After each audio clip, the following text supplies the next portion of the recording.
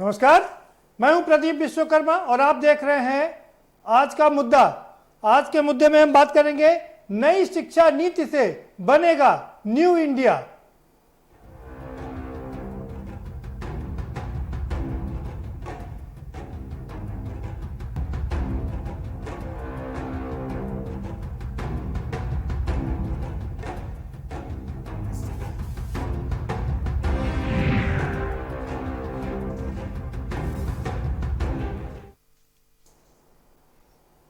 जी हां, देश में 34 साल बाद नई शिक्षा नीति लागू की गई है। अब सवाल यह उठता है कि क्या इस नई शिक्षा नीति से न्यू इंडिया बनेगा? यह अपने आप में एक सबसे बड़ा सवाल है और कैसे बनेगा यह भी अपने आप में एक बड़ा सवाल है। लेकिन जो चेंजेस किए गए हैं वो बहुत ही महत्वपूर्ण है। महत्वपूर्ण इसलिए है कि अब पहली बात तो 10वीं के बोर्ड की परीक्षा नहीं देना पड़ेगा। जिन बच्चों पर जिन युवाओं पर बोर्ड की एक तलवार लटकी रहती थी, बोर्ड का एक प्रेशर रहता था, जिसकी वजह से कई बच्चे सुसाइड भी कर लेते थे, आत्महत्या तक कर लेते थे। अब 10वीं की बोर्ड की परीक्षा उनको नहीं देनी पड़ेगी, सीधे 12वीं के बोर्ड की परीक्षा देनी पड़ेगी। हम अगर बेसिक एजुकेशन की बात करें तो 5वीं तक की शिक्षा को आसान बनाते हुए अपनी मातृभाषा में, स्थानीय भाषा में और लोकल भाषा में और राष्ट्रभाषा में पढ़ाने के आदेश दिए गए हैं। इससे एक बड़ा व्यापक असर होगा, क्योंकि अभी तक दिक्कत ये थी कि अलग अलग नियम थे, अलग अलग कायदे थे, अलग अलग कानून थे, जिसकी वजह से जो 5वीं तक की क्लास की शिक्षा व्यवस्था थी वो अस्त व्यस्त थी। लेकिन अब एक शिक्षा नीति बन जाने से इसमें सुधार होगा। दूसरी हम बात करें कि अब जैसा पहले भी बताया कि हाई स्कूल के बोर्ड की परीक्षा नहीं देनी पड़ेगी, सिर्फ इंटरमीडिएट के बोर्ड की परीक्षा देनी पड़ेगी।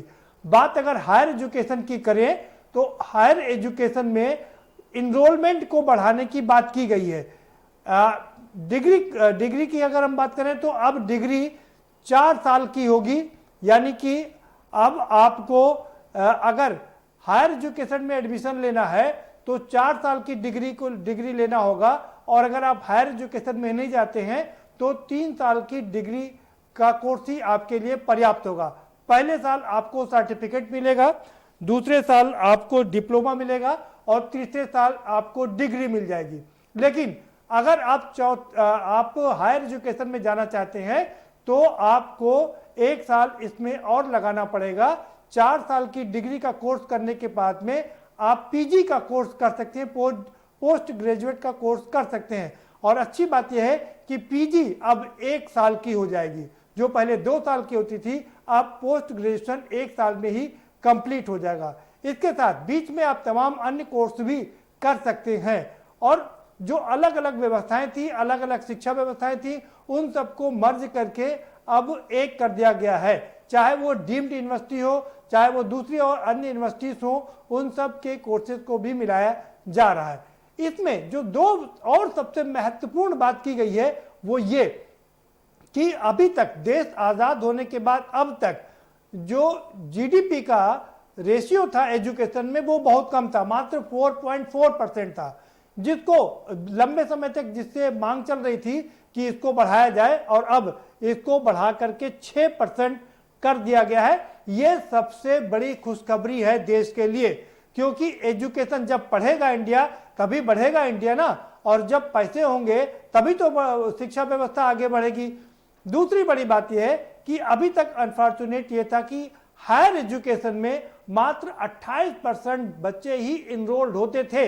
यह बड़ी अनफॉर्चुनेट बात थी, लेकिन अब इसको बढ़ा करके 50% करने की बात की जा रही है। इसमें कितनी सफलता मिलेगी ये अलग बात है। हम आज चर्चा इसी बात पर करेंगे। हमारे साथ बहुत खास मेहमान जुड़े हैं, बहुत सारे मेहमान जुड़ चुके हैं, और कुछ और खास मेहमान, कुछ और शिक्षा मंत्री हमारे साथ में जुड़ेंगे, लेकिन हम आपको उनसे रूबरू भी करवाएंगे।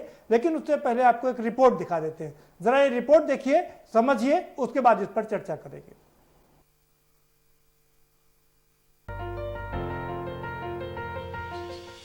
केंद्र की मोदी सरकार ने नई शिक्षा नीति को मंजूरी दे दी है। इसके साथ ही मानव संसाधन विकास मंत्रालय का नाम बदलकर शिक्षा मंत्रालय कर दिया है। नई शिक्षा नीति में 10+2 के फॉर्मेट को पूरी तरह खत्म कर दिया गया है। अब इसे 10+2 से बांटकर 5+3+3+4 फॉर्मेट में ढाला गया है। अब स्कूल के पहले 5 साल में प्री प्राइमरी स्कूल के 3 साल और क्लास 1 और 2 समेत फाउंडेशन स्टेज शामिल होंगे। अगले 3 साल को कक्षा 3 से 5 की तैयारी के चरण में बांटा जाएगा। इसके बाद में 3 साल मध्य चरण कक्षा 6 से 8, माध्यमिक अवस्था के 4 साल कक्षा 9 से 12। इसके अलावा स्कूलों में कला, वाणिज्य, विज्ञान स्ट्रीम का कोई कठोर पालन नहीं होगा। छात्र अब जो भी पाठ्यक्रम चाहे वो ले सकते हैं। 4 साल इंजीनियरिंग पढ़ने के बाद या 6 सेमेस्टर पढ़ने के बाद अगर कोई छात्र आगे नहीं पढ़ सकता है तो उसके पास कोई उपाय नहीं होता। छात्र आउट ऑफ द सिस्टम हो जाता है। ई शिक्षा नीति के तहत छात्र अब फिजिक्स के साथ फैशन डिजाइनिंग ले सकेंगे, केमिस्ट्री के साथ म्यूजिक भी पढ़ सकेंगे। स्नातक की डिग्री 3 या 4 साल की अवधि की होगी। 1 साल के बाद सर्टिफिकेट, 2 साल के बाद डिप्लोमा, 3 या 4 साल के बाद डिग्री मिल सकेगी। Multiple entry through bank of credit के तहत छात्र के फर्स्ट, सेकेंड ईयर के क्रेडिट डिजी लॉकर के माध्यम से क्रेडिट रहेंगे। छात्र के क्रेडिट एकेडमिक क्रेडिट बैंक में मौजूद रहेंगे। ऐसे में छात्र उसका इस्तेमाल अपनी आगे की पढ़ाई के लिए करेगा। सरकार के मुताबिक जो मेजर प्रोग्राम हैं, उसके अलावा माइनर प्रोग्राम भी लिए जा सकते हैं। जो स्कूली शिक्षा और उच्च शिक्षा में उसकी परिवर्तनकारी सुधारों के लिए एक महत्वपूर्ण रास्ता प्रशस्त करेगा। और जो हमारे देश के प्रधानमंत्री ने एक नए भारत के निर्माण की बात की है, उच्च शिक्षा ने विस्तार पूर्वक सभी बातों को सूत्र रूप में रखा है। और मैं ये समझता हूं कि पूरी दुनिया में शायद इससे बड़ा परामर्श, विचार विमर्श कभी नहीं हुआ होगा। इतना बड़ा नवाचार ये दुनिया के लिए एक उदाहरण है। नई शिक्षा नीति का मकसद शिक्षकों के साथ साथ अभिभावकों को भी जागरूक करने पर जोर। प्रत्येक छात्र की क्षमताओं को बढ़ावा देना प्राथमिकता होगी। वैचारिक समझ पर जोर, रचनात्मकता और महत्वपूर्ण सोच को बढ़ावा मिलेगा। छात्रों के लिए कला और विज्ञान के बीच कोई कठिनाई, अलगाव नहीं होगा। नैतिकता, संवैधानिक मूल्य पाठ्यक्रम का प्रमुख हिस्सा होंगी। 34 साल बाद आई नई शिक्षा नीति के तहत स्कूल, कॉलेज की व्यवस्था में बड़े बदलाव किए गए हैं। नई शिक्षा नीति के महत्वपूर्ण पहलू पर बात करें तो नई शिक्षा नीति के महत्वपूर्ण पहलू 2040 तक सभी उच्च शिक्षा संस्थानों को मल्टी सब्जेक्ट इंस्टीट्यूशन बनाना होगा।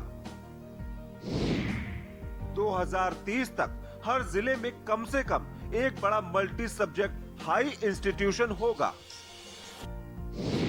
संस्थानों का पाठ्यक्रम ऐसा होगा कि सार्वजनिक स्थानों के विकास पर उसमें जोर हो। संस्थानों के पास ओपन डिस्टेंस लर्निंग और ऑनलाइन कार्यक्रम चलाने का विकल्प होगा। सभी डीम्ड विश्वविद्यालय और सरकारी विश्वविद्यालय के नियम एक जैसे होंगे। छात्र की बौद्धिक, सामाजिक, शारीरिक, भावनात्मक और नैतिक क्षमताओं को बढ़ाने का लक्ष्य। नई शिक्षा नीति में संगीत, दर्शन कला, नृत्य, रंगमंच, उच्च संस्थानों की शिक्षा के पाठ्यक्रम में शामिल होंगे। 2050 तक स्कूल और उच्च शिक्षा प्रणाली के माध्यम से कम 50% शिक्षार्थियों को व्यावसायिक शिक्षा में शामिल होना होगा। स्पेशल डेस्क के न्यूज इंडिया।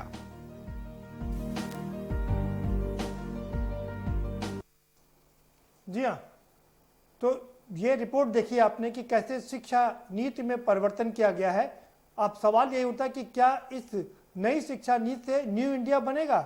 ये अपने आप में बड़ा सवाल है, क्योंकि आज़ादी के 70 साल से ज़्यादा के बाद भी हम अभी तक अपनी जो शिक्षा व्यवस्था है उसको सुधार नहीं पाए हैं, और वर्ल्ड की जो रैंकिंग है उसमें हमारा कोई भी विश्वविद्यालय उसमें कहीं नहीं ठहरता, बहुत मुश्किल से उसमें उस कैटेगरी में आ पाता है। बेसिक शिक्षा भी बहुत अच्छी नहीं कही जा सकती है। यही कारण है कि ड्रॉप आउट रेट हमारे यहाँ बहुत है। सिर्फ खाने के लिए बच्चे जाते हैं और पढ़ाई के नाम पर वो अपना नाम तक भी नहीं लिख पाते हैं, बता भी नहीं पाते हैं। हमारे साथ बहुत खास मेहमान जुड़े हुए हैं, हम उनसे आपका परिचय करा देते हैं। डॉक्टर जगजीत गांधी हमारे साथ में जुड़ चुके हैं, शिक्षाविद हैं। आपका बहुत स्वागत है डॉक्टर जगजीत गांधी जी। हरीश श्रीवास्तव जी हमारे साथ में जुड़े हुए हैं। हरीश श्रीवास्तव मीडिया प्रभारी रहे हैं, प्रवक्ता हैं भारतीय जनता पार्टी के। आपका भी बहुत स्वागत है हरीश जी। ब्रजेंद्र कुमार सिंह जी हमारे साथ में जुड़े हुए हैं। ब्रजेंद्र सिंह जी प्रवक्ता हैं कांग्रेस के, बहुत ही गंभीर प्रवक्ता हैं कांग्रेस के, बहुत स्वागत है आपका। एनके सिंह साहब हमारे साथ में जुड़ चुके हैं, पूर्व अधिकारी हैं, आपका स्वागत है सिंह साहब। और इन सबसे इतर हमारे साथ में कालीचरण पांडे साहब भी जुड़ चुके हैं, जो कि एचओडी हैं फिलॉसफी डिपार्टमेंट के, आपका भी बहुत स्वागत है। हमने सारी खूबियां तो गिना दी कि नई शिक्षा प्रणाली में क्या क्या होगा, लेकिन जरा पहले विपक्ष से समझने की कोशिश कर लेते हैं कि आखिर विपक्ष इस पे क्या राय रखता है। ब्रजेंद्र सिंह जी के पास चलेंगे सीधा। जी ब्रजेंद्र जी, क्या कहेंगे इस नई शिक्षा नीति को लेकर?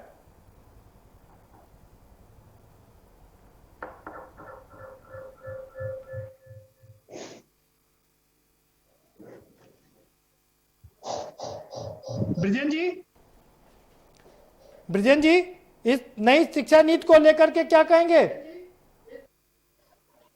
हमसे पूछा है। जी जी, देखिए, कांग्रेस पार्टी इसमें सवा तो देश के दशा को तय करने का सबसे बड़ा फैसला मानती है। इसलिए इस पर कोई टिप्पणी करने के पहले कांग्रेस पार्टी इसके सारे बिंदुओं का अध्ययन कर रही है।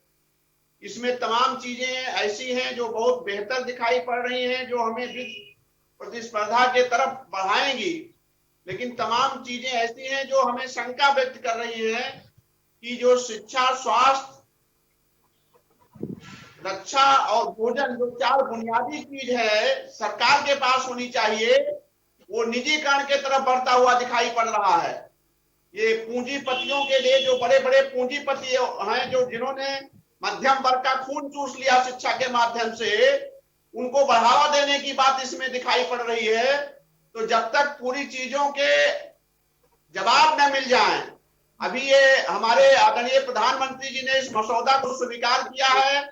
हम चाहेंगे, कांग्रेस पार्टी की स्पष्ट राय है कि जब हिंदुस्तान के पार्लियामेंट में ये नई शिक्षा नीति जाए तो संसद के स्थायी समिति को इसे किया जाए, जिससे हमारे सांसद इसका ठीक से अध्ययन करके और मीडिया और सोशल मीडिया के प्लेटफॉर्म पर इसमें एक नेशनल सर्वे करा करके नेशनल कांसेंसस, आम सहमति बनाई जाए, जिससे एक सही दिशा में पूरा देश एक साथ खड़े होकर के सरकार भी ईमानदार पूर्ण नियत से हम इस पर आगे बढ़े तो ज्यादा बेहतर होगा। इसलिए इतने बड़े फैसले में 34 साल बाद हमारे शिक्षा व्यवस्था को लेकर के सरकार ने आमूल परिवर्तन कर दिया है। पूरे सिस्टम में इस पर हड़बड़ी में कोई राय देने के पक्ष में, ना समर्थन करने के पक्ष में, ना विरोध करने के पक्ष में कांग्रेस पार्टी नहीं है। हम चाहते हैं अच्छी बात है, पूरे ये आपकी अच्छी बात है। ठीक है, ये अच्छी बात है, ये आपकी अच्छी बात है कि संसद में इसको रखा जाना चाहिए और इसमें पूरी एट लेंथ डिस्कशन होना चाहिए। बने रहिए ब्रजेंद्र जी, हमारे साथ में आपके पास आएंगे। डॉक्टर जगजीत गांधी का रुख करेंगे। डॉक्टर जगजीत गांधी, आप तो लंबे समय से इस शिक्षा क्षेत्र से जुड़े हुए हैं, क्या कहेंगे इस नई शिक्षा व्यवस्था को लेकर?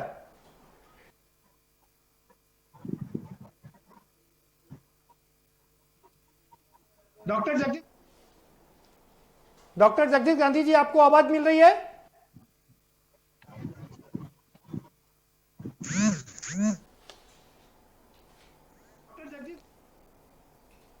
डॉक्टर जगदीश गांधी जी, अगर आपको आवाज मिल रही हो तो आपसे ये समझना चाहेंगे, इस नई शिक्षा व्यवस्था को लेकर के क्या कहेंगे आप?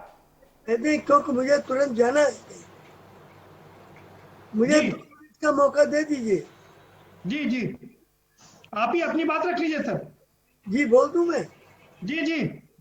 देखिए, सबसे पहले तो मैं भारत सरकार को और पोखरियाल साहब को बहुत बहुत बधाई देना चाहता हूं इस नई शिक्षा नीति के लिए। 34 वर्षों के बाद हमारे देश की शिक्षा में एक आमूलचूल परिवर्तन होगा और इससे बहुत चारों तरफ शिक्षा के क्षेत्र विकास होगा।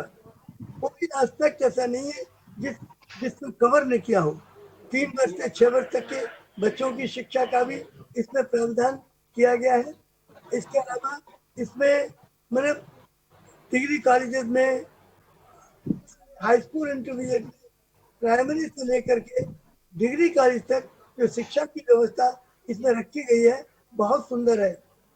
दूसरे, मेरी एक सुझाव भी है भारत सरकार को, जो आप स्कूलों को देते इसमें लाखों करोड़ों रुपए का घोटाला होता है, वो उनको न दे करके आप जो वीकर सेक्शन के ईडब्ल्यूएस के बच्चे या बीपीएल के, बिलो पॉवर्टी लाइन के बच्चे हैं, उनको डीबीटी से डायरेक्ट बेनिफिट ट्रांसफर से करें ताकि पेरेंट्स के हाथ में पैसा हो और पेरेंट्स अपनी अपनी मन मर्जी के स्कूल में अपने बच्चों को पढ़ा सके, तो उनके पास पैसा, और जहाँ पढ़ाई ठीक न हो वहां से अपने बच्चों को निकाल के दूसरी जगह ले जा सके, ताकि जहाँ उनको मन करे वहां ले जाए। तो इस तरह से ये पेमेंट है वो डायरेक्ट बेनिफिट ट्रांसफर के डीबीटी के माध्यम से, जैसा कि भारत सरकार और राज्य सरकार, ज्यादातर राज्य सरकारें सारी फैसिलिटी जो लाभ पहुंचा रही है वो सभी डीबीटी के माध्यम से, तो शिक्षा को भी डीबीटी के माध्यम से जोड़ दिया जाए तो मैं समझता हूँ कि शिक्षा का सारा जो करप्शन है, शिक्षा के अंदर जो घपलेबाजी है, वो सब समाप्त हो जाएगी। ये आपने बहुत अच्छी बात कही सर, कि अगर जिस तरह से हम किसानों को, दूसरे लोगों को डीबीटी के माध्यम से सीधे पैसे देते हैं, अगर बच्चों को के खाते में भी या उनके माँ बाप के खाते में सीधा पैसा पहुंच जाए तो वो अपने मन मर्जी की शिक्षा ले सकते हैं। अब थोड़ा इस पर भी रोशनी डाल दीजिए सर, कि ये जो महंगी शिक्षा व्यवस्था हो रही है, जिसकी वजह से गरीब के बच्चे पढ़ नहीं पा रहे हैं।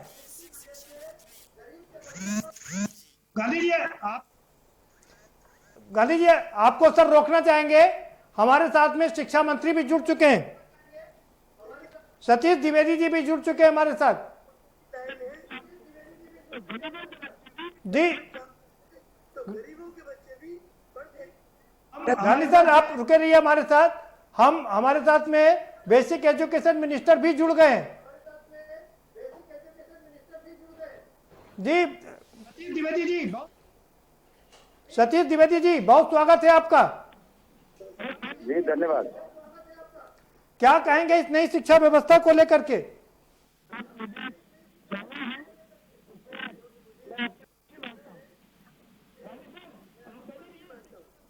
गांधी सर, आप बने रहिए, शिक्षा मंत्री जुड़े हुए हमारे साथ।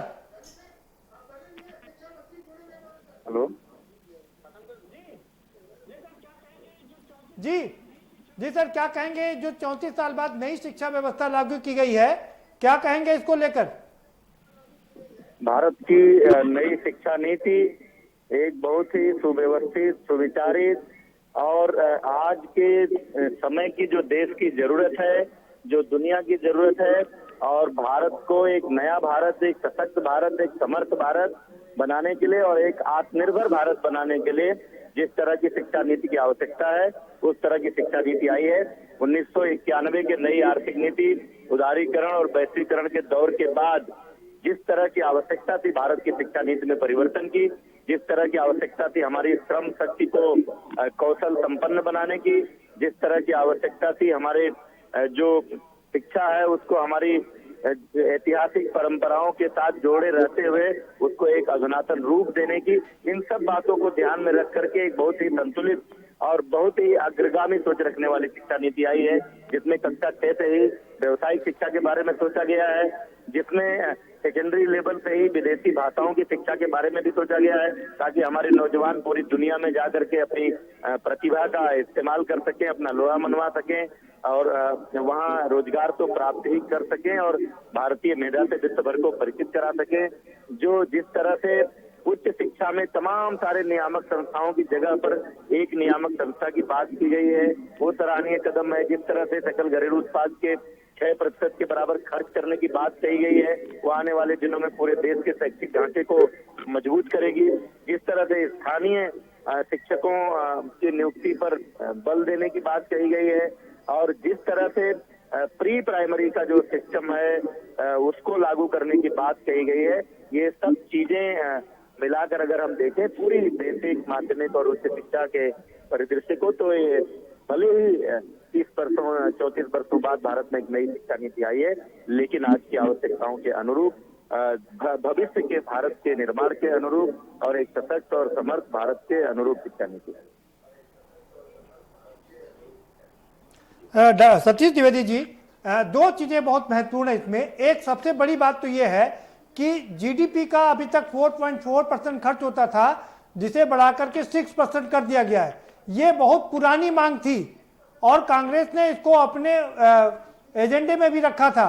लगता है इससे देश की दशा बदलेगी।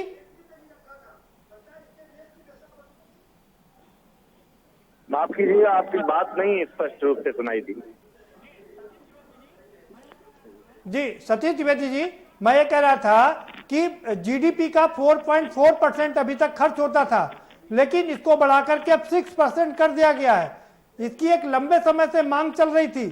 क्या लगता है कि अब फंड की कमी नहीं रहेगी? हेलो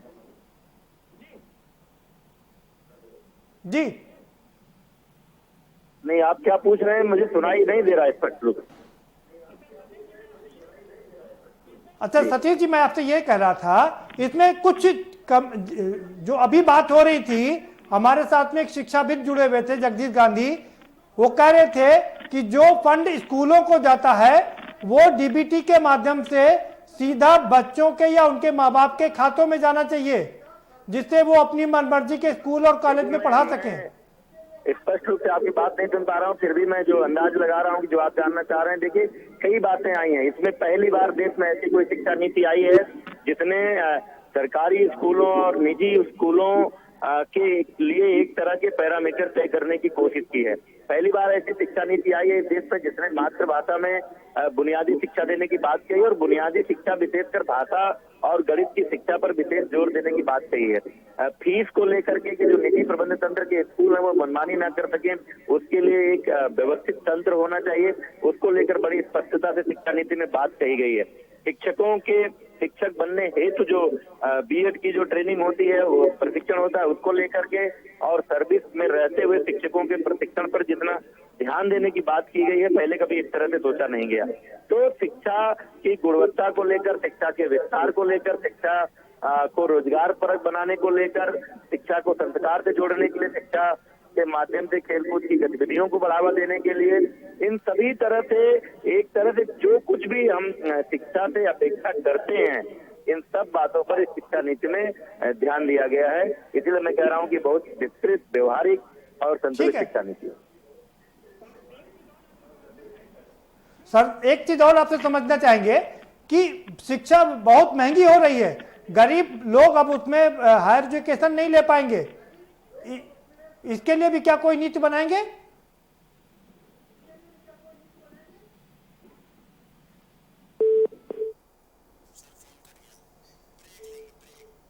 लगता है जी चलिए, सतीश जी से संबंध टूट गया है और इसी बीच वक्त एक छोटे से ब्रेक का भी हो चला। हमारे साथ में एक और बहुत खास मेहमान जुड़ चुके हैं, मनोज पांडे भी जुड़ चुके हैं, समाजवादी पार्टी के बहुत वरिष्ठ नेता है, कैबिनेट मंत्री रहे हैं और प्रबुद्ध समाज के अध्यक्ष भी हैं। आपका भी बहुत स्वागत है सर। हम ब्रेक पर जाएंगे और ब्रेक पर आएंगे तो ब्रेक के बाद सीधे आपका ही रुख करेंगे। छोटा सा ब्रेक, और ब्रेक के बाद समझने की कोशिश करेंगे कि आखिर इस नई शिक्षा व्यवस्था से क्या बनेगा न्यू इंडिया।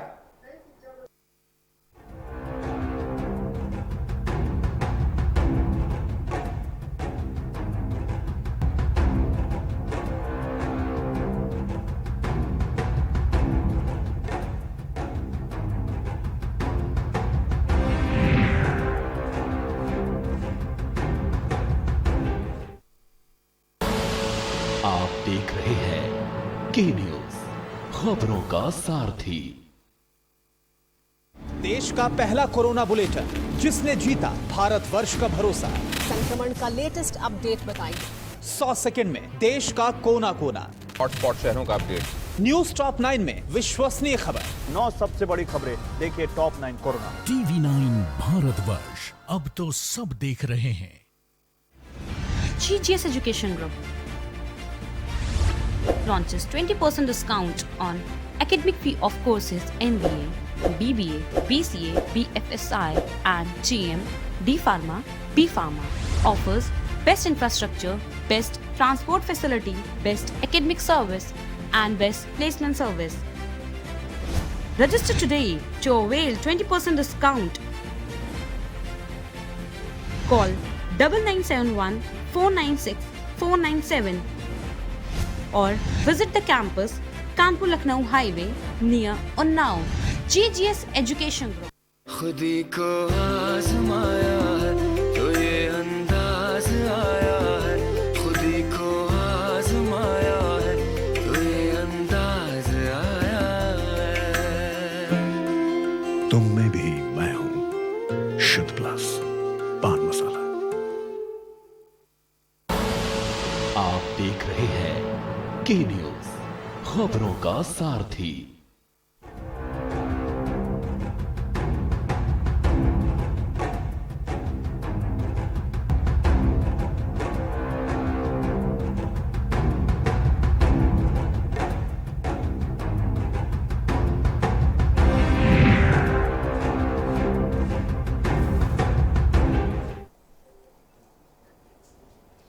ब्रेक के बाद आपका स्वागत है और हमारे साथ लगातार खास मेहमान जुड़े हुए हैं। हम सीधा रुख करेंगे कालीचरण पांडे जी का, HOD हैं फिलॉसफी डिपार्टमेंट के। कालीचरण पांडे जी, आप इस नई शिक्षा व्यवस्था को लेकर के क्या कहेंगे? क्या अच्छा है और क्या कमी है जिसको और इम्प्रूव किया जाना चाहिए?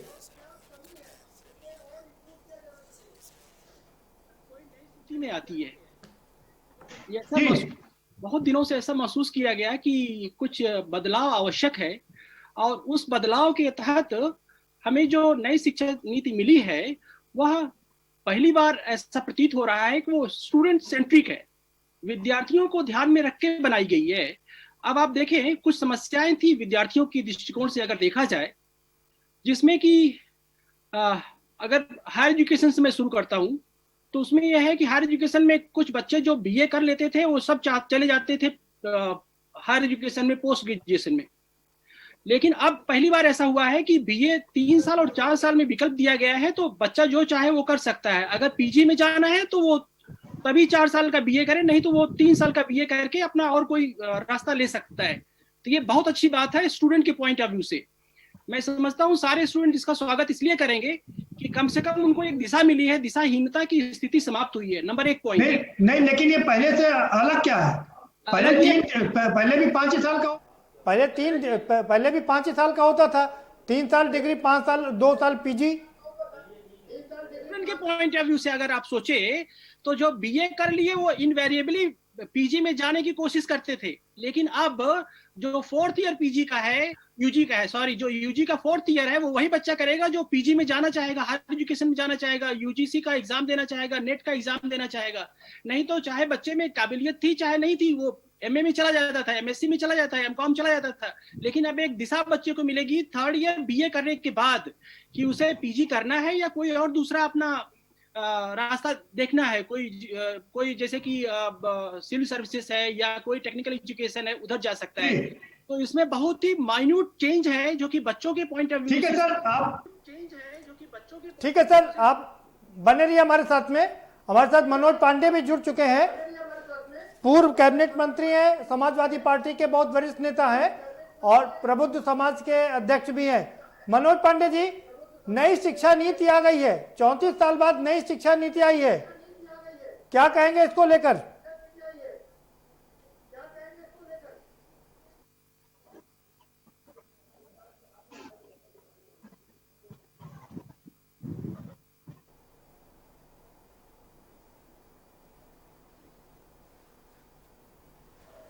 मनोज पांडे जी, आपको आवाज आ रही है?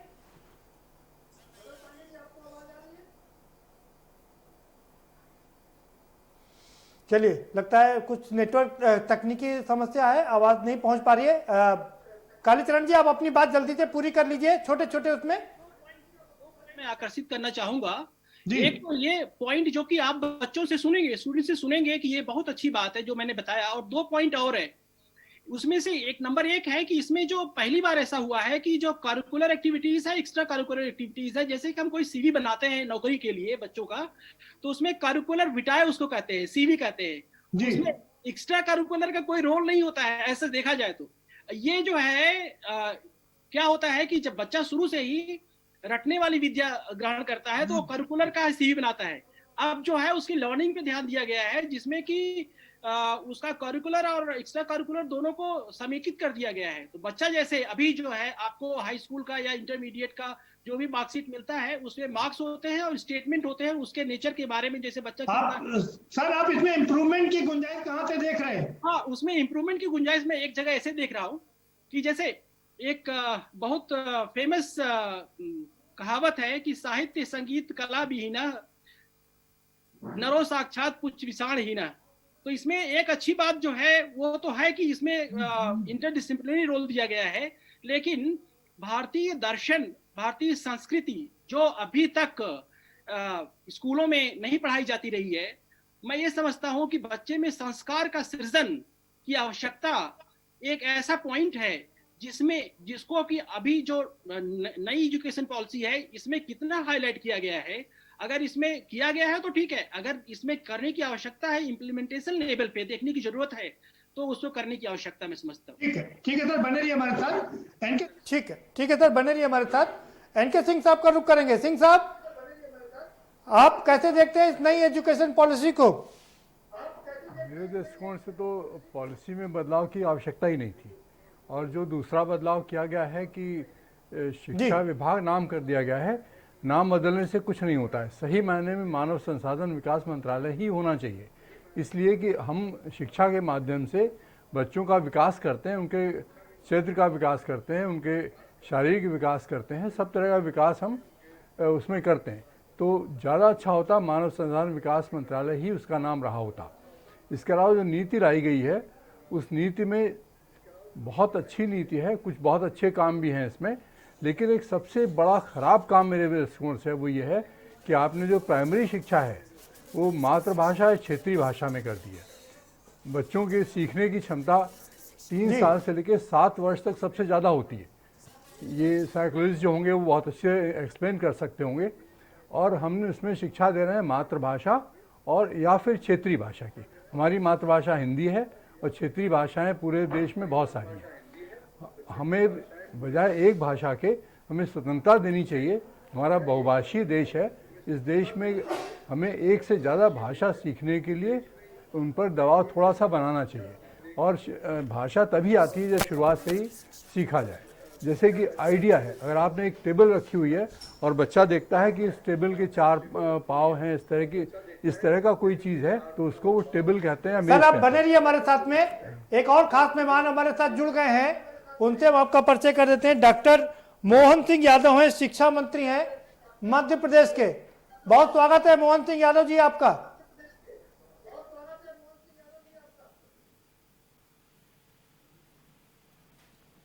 मोहन सिंह यादव जी, आपको आवाज मिल रही है?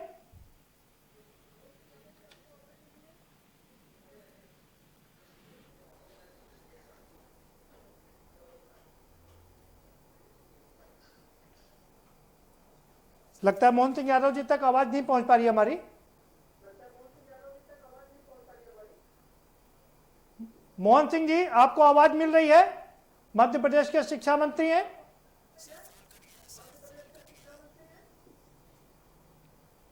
कट गया। चलिए मनोज जी का रुख कर लेते हैं। मनोज पांडे जी, ये जो नई शिक्षा नीति आई है उससे आप कितना इत्तेफाक रखते हैं और कितनी ना इत्तेफाकी है आपकी?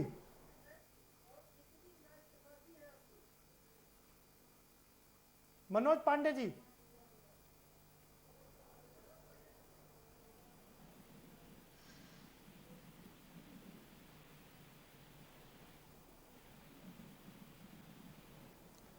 मनोज पांडे जी, आपको आवाज मिल रही है?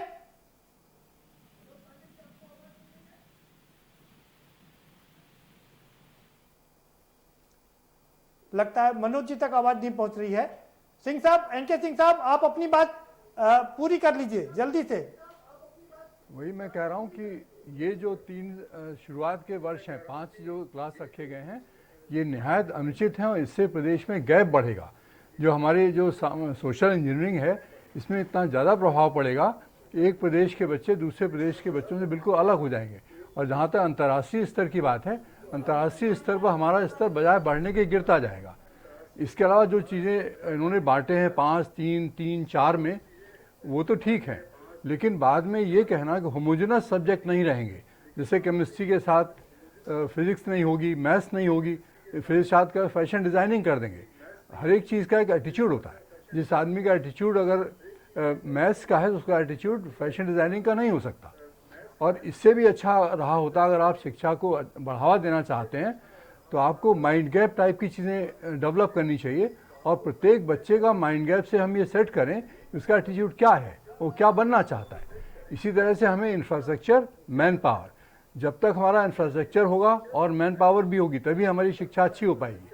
आज की तारीख में सवाल ये नहीं है कि 34 साल बाद हुआ है या 50 साल बाद हुआ है, हमें अपना इंफ्रास्ट्रक्चर और मैन पावर दोनों को एक साथ लेके आना चाहिए। इनके सिंह साहब जी, और भी खास मेहमान हमारे साथ बने हुए, उनका रुख कर लेते हैं। मनोज पांडे जी, क्या आपको आवाज मिल रही है? अगर आवाज मिल रही हो जी, आपकी मिल रही है, हमारी आवाज मिल रही है आपको? हमारी आवाज मिल रही है आपको? जी मिल रही। जी जी जी जी, आपकी आवाज मिल रही है हमें। जी, आप अपनी बात रख सकते हैं। कैसे देखते हैं इस नई पॉलिसी को?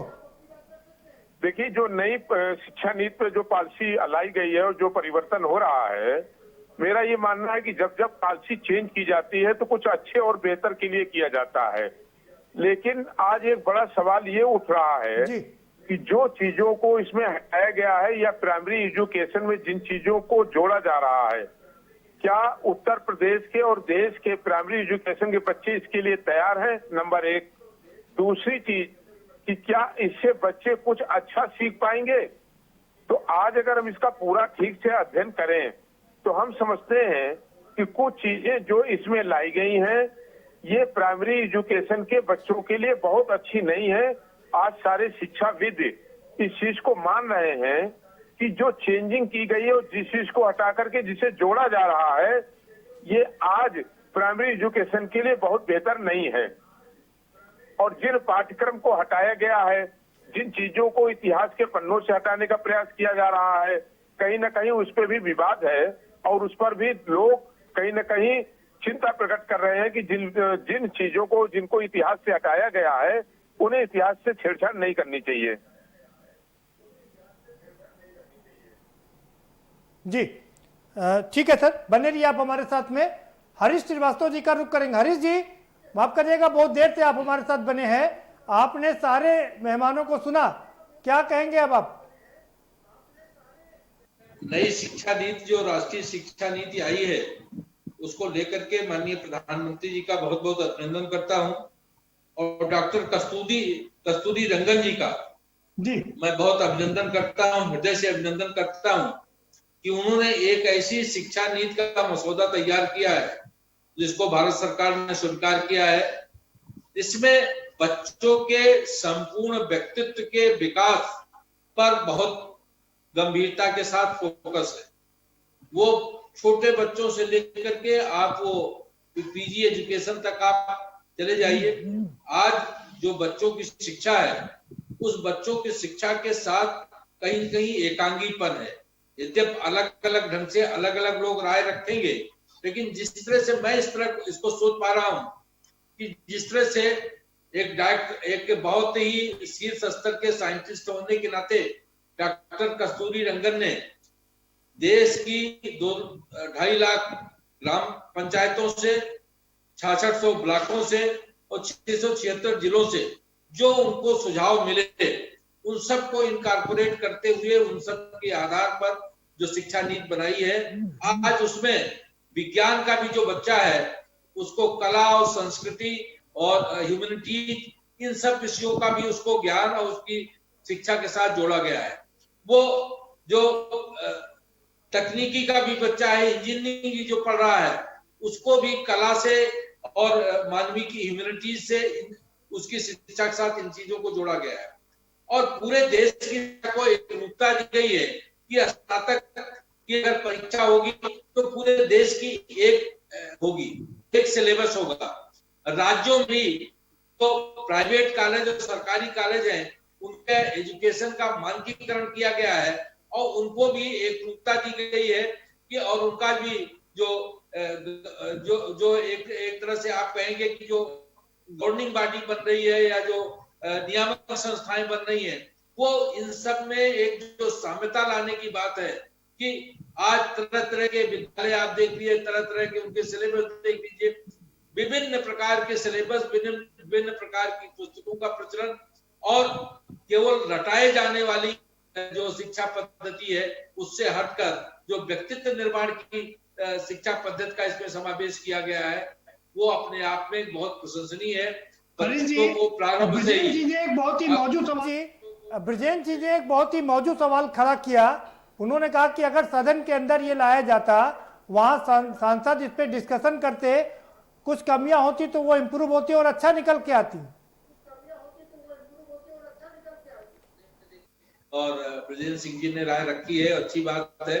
जो कैबिनेट ने पास किया है तो पार्लियामेंट में भी उस पर चर्चा होगी ही होगी। लेकिन जो जिन विषयों को, जैसा कि अभी मैंने पूरा तो अध्ययन नहीं किया, लेकिन जितना मैंने अध्ययन किया कि जिस तरह से आप 8वीं दर्जे के बच्चे से ही जो व्यवसायिक शिक्षा जोड़ रहे हैं, जो उसके साथ स्किल डेवलपमेंट जोड़ रहे हैं, तो उससे जो आज एक समाज में एक बड़ी, हमेशा एक बात कही जाती थी कि जो मैकाले की शिक्षा पद्धति है केवल बाबू बनाती है, तो आज उस शिक्षा पद्धति से हट करके एक सम्यक शिक्षा पद्धति आ रही है जिसमें जो भी बच्चा होगा वो चाहे इंजीनियरिंग पढ़ रहा होगा, चाहे एमएससी कर रहा होगा, और फैकल्टीज को हटा दिया गया है कि कला संकाय और विज्ञान संकाय, इनको छोड़ करके सब बच्चों में रुचि के जो एप्टीट्यूड की बात आ रही थी उसको। लेकिन सर आपको नहीं लगता कि देश को आजाद, सर आपको नहीं लगता कि देश को आजाद हुए 72 साल से ज्यादा हो गए और अभी तक हायर एजुकेशन में मात्र 28% बच्चे ही इनरोल होते थे, अब उनको बढ़ा करके 50% करने की बात की जा रही है, करने की बात की जा रही है। इसके साथ ही जो ये बच्चों का जो रजिस्ट्रेशन है, जो प्राइमरी के बच्चे हैं, और इनको बढ़ाया जाए। और शिक्षकों के लिए अब इसमें एक प्राविधान और किया गया है जो प्रशंसनीय है कि 2022 के बाद केवल रेगुलर शिक्षक ही जो बच्चों को पढ़ाएंगे, और शिक्षक के रिटायरमेंट होने के 5 साल पहले से ही उनकी नियुक्ति का प्रोसेस शुरू हो जाएगा, ताकि ये न रहे कि विद्यालय शिक्षकों की कमी है विद्यालय में, या जिस तरह से शिक्षा मित्र इस तरह की व्यवस्था है कि योग्य शिक्षक ही बच्चों को पढ़ाए। तो जो शिक्षा को इस तरह का महत्व दिया गया है। आ रहा हूँ ब्रजेश जी, आप ही के पास आ रहा हूँ। ठीक है सर जी। रिसर्च को और इन सारी बातों को जो समाहित किया गया है और जिस तरह से उसको एक विशेष फोकस दिया गया है, वो अपने आप में एक बहुत महत्वपूर्ण बात है। जीडीपी का 1.5%, 1.6% उसको अतिरिक्त दिया गया है, जैसा 4.4 था उसको 6% किया गया है। हाँ, ये बहुत महत्वपूर्ण बात है। इसी को लेकर क्या चर्चा आगे बढ़ाएंगे, इसी को लेकर क्या चर्चा आगे बढ़ाएंगे। बने रहिए सर हमारे साथ में। ब्रजेश सिंह जी कुछ कहना चाह रहे हैं जी। ब्रजेश जी आप अपनी बात रख सकते हैं बातें बोलते जी। आदरणीय प्रदीप दो बातें इसमें है। एक तो ये नई जो एजुकेशन जी इसमें जो बेसिक बात चेंज किया गया है मान्युट्री या कोई कॉलेज और या डिग्री कॉलेज जिसकी छात्र संख्या 3000 से कम होगी वो समाप्त हो जाएगा जी। उसकी जो यूनिवर्सिटी से मान्यता है खत्म कर दी जाएगी। एक ये सबसे बड़ा पॉइंट है। जो बड़े बड़े धनपशु हैं, जो शिक्षा माफिया हैं, उनसे प्रोत्साहन मिलेगा। और दूसरी जो सबसे बड़ी बात, जो हमारे IIT और IIM और JNU जैसे संस्थान जो हाई एजुकेशन में भारत की गरिमा और महिमा पूरी दुनिया में डंका बजाते हैं, उनको ऑटोनोमस बॉडी बनाया जा रहा है। अर्थात सरकार उससे वित्तीय अधिकार वापस ले रही है, मतलब अपने रेवेन्यू उसको खींच रही है हाथ जी। तो और वो BOD मतलब बोर्ड ऑफ गवर्नर के अधीन चला जाएगा कि प्रशासनिक शैक्षिक और उस पर तो उसका अधिकार होगा, लेकिन वो उसको फाइनेंस नहीं करेगी। तो जो हमारे यहाँ कम पैसे के बदौलत हमारे यहाँ जो टैलेंट और प्रतिभा अच्छी एजुकेशन पा करके IIM, IIT और JNU जैसे संस्थाओं से दुनिया में डंका बजाते थे भारत के एजुकेशन का, वो वंचित हो जाएंगे। हमें जियो मोबाइल फोन के तरीके से हम पूंजीपतियों और उद्योगपतियों के हाथ में ये नई एजुकेशन व्यवस्था तोड़ने की तैयारी दिखाई पड़ रही है। जो मैं चाहता हूं कि इस पर कोई अंतिम फैसला मैं नहीं कर रहा हूं, इस पर नेशनल कॉन्सेंसस बनाया जाए, क्योंकि IIT जैसे अगर अधिकार सरकार बहुत लंबी फीस उठाई है। ये आपने बहुत मौजूद बात उठाई है ब्रजेंद्र सिंह जी कि शिक्षा व्यवस्था को प्राइवेट हाथों में देने की कवायद की जा रही है और इतनी महंगी हो जाएगी कि गरीब का बच्चा पढ़ नहीं पाएगा। मनोज जी, गरीबी को नहीं देखा है, वो को लेकर के आए हैं। इसलिए इस पर पार्लियामेंट में ज्यादा डिस्कशन करने की जरूरत है, स्थायी समिति को दिए जाने की जरूरत है और नेशनल कॉन्सेंसस बनाकर तब इस पर आगे बढ़ने की जरूरत है। ठीक है बने रहिए बने रहिए सर हमारे साथ में विजयन जी।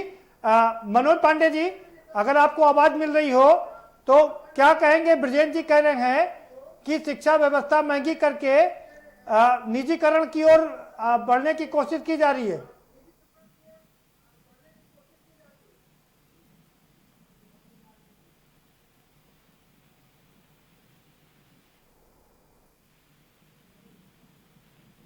लगता है मनोज जी तक आवाज नहीं आ रही है। हम रुक करेंगे।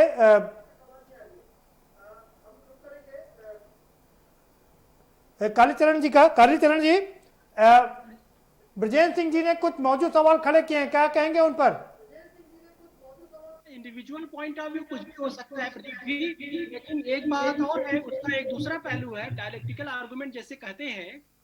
तो जैसे कि छोटे छोटे जगह पे 1000-1500 बच्चों के साथ में लोग कुकुर मुत्तों की तरह डिग्री कॉलेज खुलने की जो प्रचलन चल निकला था, उस पर भी एक लगाम लगाने की बहुत आवश्यकता है। नंबर 1 पॉइंट मैं कहूंगा।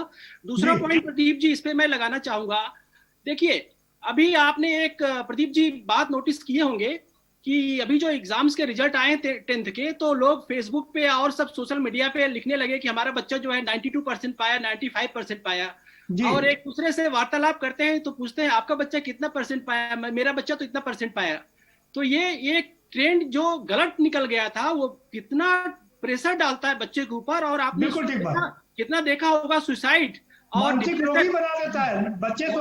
बच्चा मनोरोगी, जब बच्चा मुझे यूनिवर्सिटी में मिलता है तो मनोरोगी होता है, डिप्रेशन का शिकार होता है। हम किस जगह थे? तो इस दृष्टिकोण से मैं इस शिक्षा नीति का स्वागत करता हूं कि इसमें जो है केवल हम सब स्वागत कर रहे हैं सर, लेकिन हम देख रहे हैं कि जो कमियां हैं उसमें कैसे इम्प्रूवमेंट किया जाए।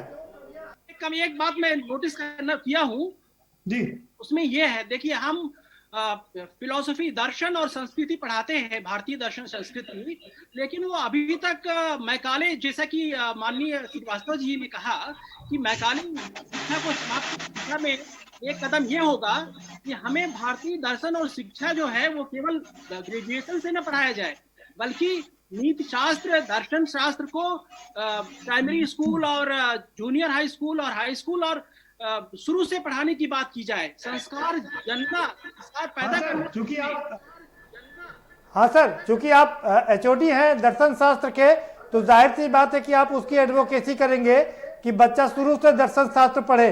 आपकी भावना का हम आदर करते हैं। बने रहिए हमारे साथ में। सिंह साहब का रुख करेंगे। एनके सिंह साहब, क्या कहेंगे अब आप? देखिए, जहाँ तक ये बात है कि हमें हायर एजुकेशन जो डिग्री कॉलेज हैं उनको कम करना चाहिए, मैं इससे बिल्कुल असहमत हूँ। शिक्षा जितनी ज़्यादा शिक्षा आसानी से मिलेगी उतने ज़्यादा लोग शिक्षित हो पाएंगे। और जहाँ तक इस बात का सवाल है बच्चों के परसेंटेज पे दबाव डाला जाता है, तो कंपटीशन का ज़माना है। अगर कंपटीशन नहीं करेंगे एक दूसरे से तो आगे कैसे बढ़ेंगे? तो कंपटीशन करना तो बहुत ज़रूरी है, लेकिन उसको इसीलिए मैंने बात कही थी कि हमें माइंड गैप की तरह के जो आधुनिक सिस्टम है उन पर जाकर हमें अपने बच्चों को लाना चाहिए, ताकि हम समझ सकें बच्चा हमारा किस स्तर का है। अगर हमारा बच्चा IIT के लिए नहीं सक्षम है तो हमें उसको IIT के लिए कोचिंग फोर्स नहीं करना चाहिए। और जहाँ तक आपने कहा कि हमारे यहाँ मनोरोग वाले बच्चे आते हैं, वो इसलिए नहीं आते, इसलिए आते हैं कि उनके ऊपर बहुत तरह के दबाव होते हैं और उनको पढ़ने में दिक्कत है। सबसे ज़रूरी चीज़ है कि हम अपने नागरिक को इस स्तर का बनाएं कि वो पढ़ पाएँ। शिक्षा इतनी महंगी ना करें, शिक्षा का स्तर समान करें। और जो 6% किया गया है इसको हमें फीस को कम करने में इस्तेमाल करना चाहिए।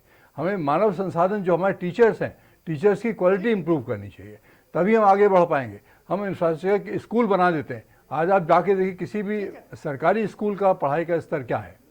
तो हमें ये करना पड़ेगा कि हमें सारे सरकारी स्कूलों का स्तर बढ़ाना पड़ेगा, बजाय इसके कि हम एक लाइन को छोटा कर दें और दूसरे को बड़ा बता दें।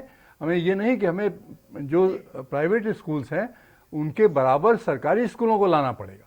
नीति से बहुत काम नहीं चलता है। जहाँ तक मैकॉले का सवाल है, मैकॉले की नीति हो या ना हो इससे फ़र्क नहीं पड़ता। हमें अपने शिक्षकों को और अपने जो स्टूडेंट हैं उनको इज्जत देनी पड़ेगी। आज क्यों लोग बाबू बनना पसंद करते हैं? क्योंकि हमारे यहाँ जो शारीरिक श्रम है उसका महत्व नहीं है। शारीरिक श्रम वाला कोई आदमी अच्छे से अच्छा काम करता है, लेकिन हम उसको तू तड़ाक से ही बात करते हैं, इसलिए चूंकि वो इलेक्ट्रीशियन है, आपका बिजली का काम कर रहा है, जबकि और जगह पर ऐसा नहीं है। तो हमें बहुत कुछ मूलभूत परिवर्तन करने हैं। इससे करने से कोई बहुत फर्क पड़ने वाला नहीं है। ठीक है सर, हरीश जी आपके पास आएंगे। किसी चीज को खत्म करने की जगह उसमें सुधार किया जाना चाहिए। डिग्री कॉलेज में अगर उसको खत्म करने की जगह उसको कैसे इम्प्रूव किया जाए, इस पर ध्यान दिया जाना चाहिए, कहना है हमारे दूसरे मेहमानों का। रहे हैं उसका दृष्टिकोण हो सकता है, लेकिन आप इस बात को स्वतः महसूस करेंगे कि जहाँ बच्चे नहीं होते वहाँ तो जो शिक्षक होते हैं कि विद्यालय की शिक्षा या डिग्री कॉलेज की शिक्षा तभी सम्यक रूप से चल सकती है जब विद्यार्थी हो और उसके अनुकूल शिक्षक हो।